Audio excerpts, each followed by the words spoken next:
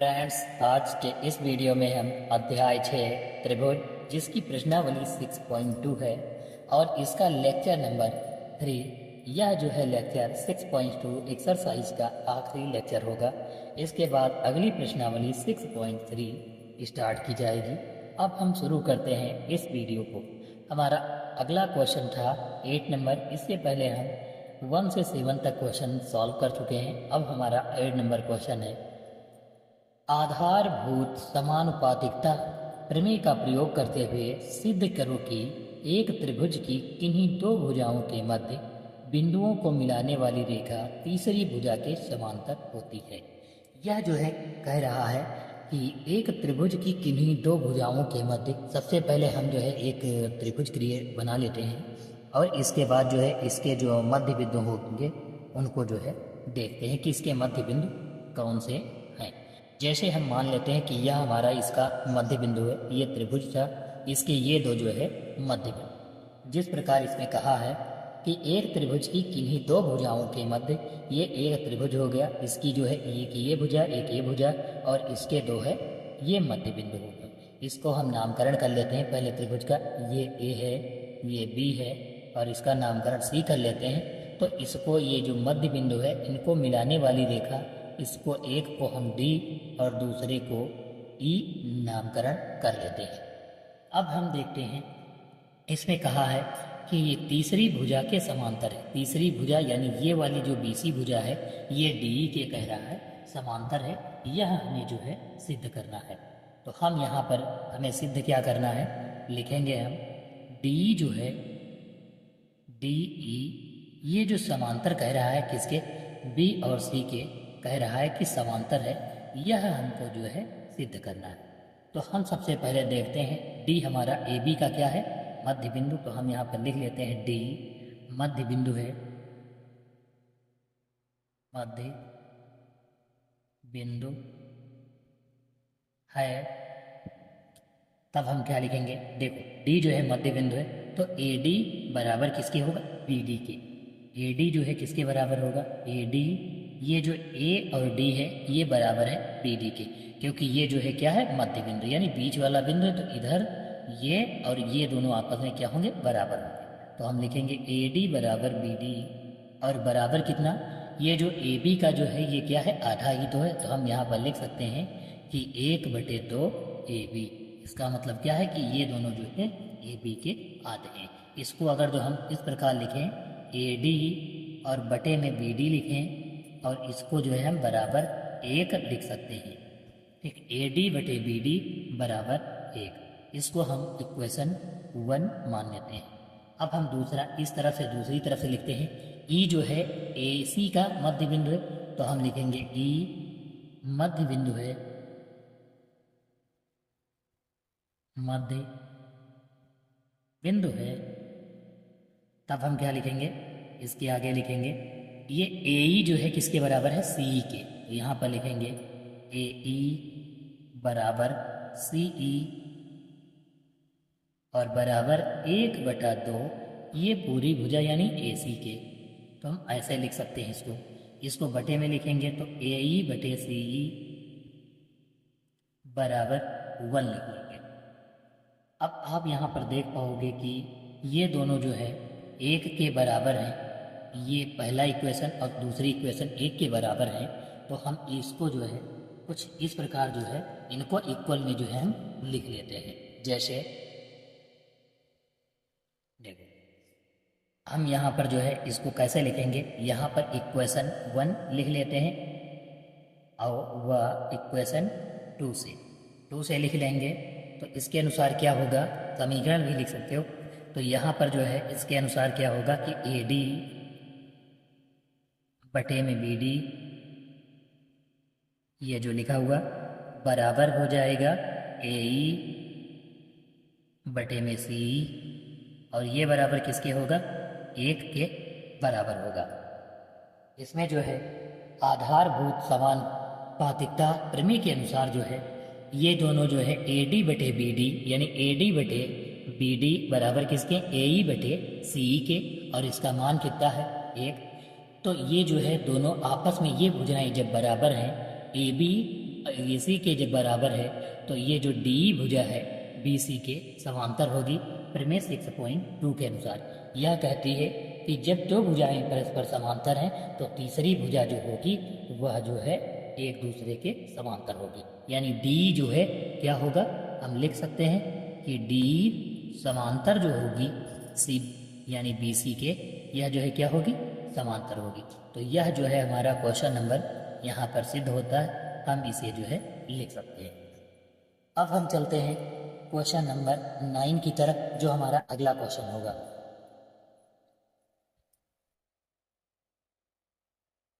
आप यहाँ पर देख पाओगे कि हमारा अगला क्वेश्चन जो दिया हुआ है, लिखा है कि ABCD एक समलंब चतुर्भुज है जिसमें AB जो है समांतर है DC तथा इसके जो विकर्ण हैं, इसके विकर्ण परस्पर बिंदु O पर काटते हैं, तो दिखाइए कि AO बटे BO बराबर CO बटे DO।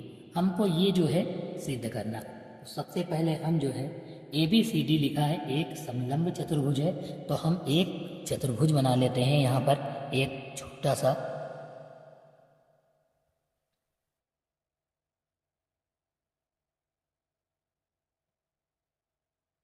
यह जो है हमारा कुछ इस प्रकार जो है समलंब चतुर्भुज होगा। इसे जो है हम बना लेते हैं और इसकी जो है भुजाओं का नामकरण कर देते हैं। और इसमें जो है कह रहा है विकर्ण, कह रहा है परस्पर ओ पर काटते, तो हम इसका जो है ये विकर्ण बना लेते हैं। ये हमारे क्या हो जाएंगे, ये चतुर्भुज के विकर्ण हो जाएंगे दो। और ये किस बिंदु पर काट रहे हैं, ये बिंदु ओ पर जो है काटते हुए दिखाई दे रहे हैं। इसका अब हम नामकरण कर लेते हैं। जैसे हमारा ये बिंदु ए हो जाता है, दूसरा हम बी लिख लेते हैं और तीसरे को सी और चौथे को जो है हम डी लिख लेते हैं। इसका जो मध्य बिंदु है जहाँ पर काट रहा है वो बिंदु जो है ओ लिख लेते हैं।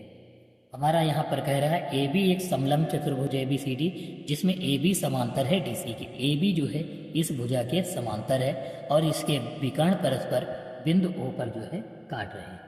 ठीक है, तो इसमें जो है हमको अब हम एक एक त्रिभुज करके यहाँ पर जो है एक ये दिया हुआ है इस वाले रेखा यानी AC से जो है इसके मध्य बिंदु O को जो है मिलाया गया है और इसे जो है हम E बिंदु मान लेते हैं कि ये हमारा क्या है, E बिंदु है। और इसमें जो है जैसे दिया है AO बटे BO यानी AO बटे दूसरा क्या है PO बराबर CO बटे DO, ये दोनों जो है चारों बराबर होने चाहिए। अब हम इस क्वेश्चन में यह हमारा चित्र बन गया है। अब हम इसमें जो है त्रिभुज ले लेते हैं A B और D में। ये हमारा बिंदु D है और ये जो है बिंदु C है। तो हम त्रिभुज क्या लेंगे, A B और क्या लेंगे D। ये हमारा त्रिभुज हो गया ABD। इसमें जो है अब आप देख पाओगे कि त्रिभुज ABD में इसमें समांतर जो है AB जो है हमारा ये वाली भुजा AB जो है समांतर किसके है, O और E के जो है क्या है, समांतर है। हम यहाँ पर त्रिभुज ABD में लिख सकते हैं कि AB समांतर किसके है, OE के जो है समांतर है। तब हम लिखेंगे कि ये जो दूसरा दिया हुआ है AE बटे में हम जो है इसके लिखेंगे ED। AE जब AB और OE जो है समांतर होंगे तब हम इसे लिख सकते हैं AE बटे में जो है ED। AE बटे में ED हमारा बराबर हो जाएगा। दूसरा जो है जैसे B, ये त्रिभुज था ABD, तो हम यहाँ पर लिखेंगे BO और बटे में लिखेंगे OD। ये भी ये जो है इसके क्या होगी, बराबर, यानी AE जो है AE बटे ED जो है बराबर किसके होगी, BO बटे OD के। तो हम यहाँ पर लिख लेंगे BO बटे OD। यह जो है हम यहाँ पर लिख लेते हैं। अब हम क्या इसको इक्वेशन 1 मान लेते हैं यानी समीकरण 1 मान लेते हैं। और हम अब चलते हैं दूसरे त्रिभुज में यानी त्रिभुज AC और दूसरा जो है क्या होगा D। तो हम लिखते हैं यहाँ पर ACD यानी त्रिभुज ACD, AC और दूसरा क्या होगा D। तो यहाँ पर हम लिखेंगे ACD में AE, ये पूरा त्रिभुज है इतना लेंगे इस बार, तो AE बटे ED लिखेंगे। AE बटे ED बराबर लगाएंगे और ये जो है AO बटे OC लिखेंगे। पहले वाले त्रिभुज में क्या था, ए ई बटे ई डी बराबर बी ओ बटे ओ डी, और दूसरा त्रिभुज ए सी डी में जो है ए ई बटे ई डी बराबर हम क्या लिखेंगे, ए ओ बटे ओ सी जो है ये क्या होंगे, बराबर। तो हम इसे लिखेंगे ए ओ बटे ओ सी, इसको जो है हम समीकरण 2 मान लेंगे। अब यहाँ पर आप देख पाओगे ए ई बटे ई डी दोनों में सेम है, तो हम यहाँ पर लिखेंगे समीकरण 1 व 2 से, समीकरण 1 व 2 से इसमें ये दोनों क्या होंगे, बराबर हो जाएंगे। तो हम इसे जो है लिख पाएंगे बी ओ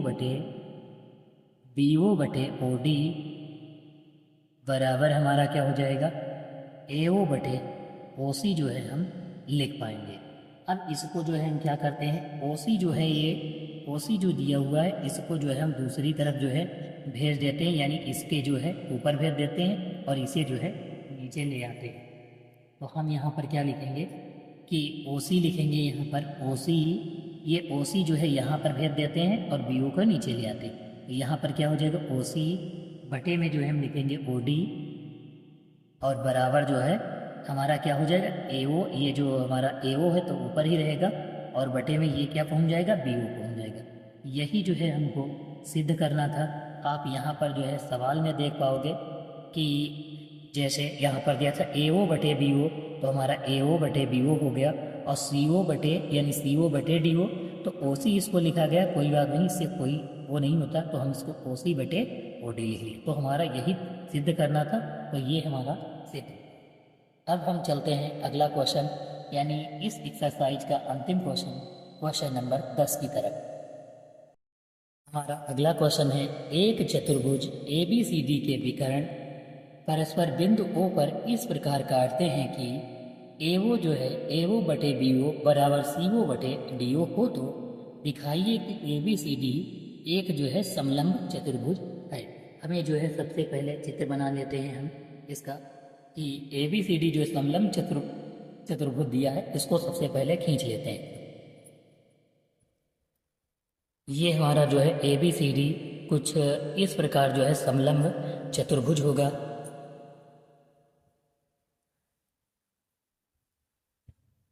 इसका जो है नामकरण कर लेते हैं और इसका जो है हम सबसे पहले विकर्ण खींच लेते हैं। चारों रेखाएं खींचने के पश्चात इसका विकर्ण खींच लेते हैं और यह विकर्ण जो है बिंदु O पर जो है काटेगी। ये बिंदु O पर विकर्ण दोनों जो है यहाँ पर क्रॉस करते हैं।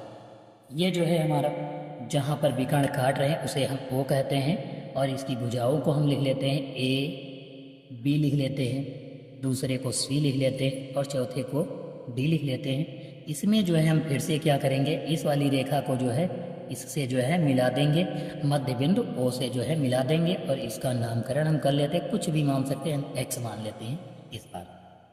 अब हम जो है हमें इसमें चाहिए क्या, लिखा है समलंब चतुर्भुज है, ABCD एक समलंब चतुर्भुज है, यह हमको दिखाना है।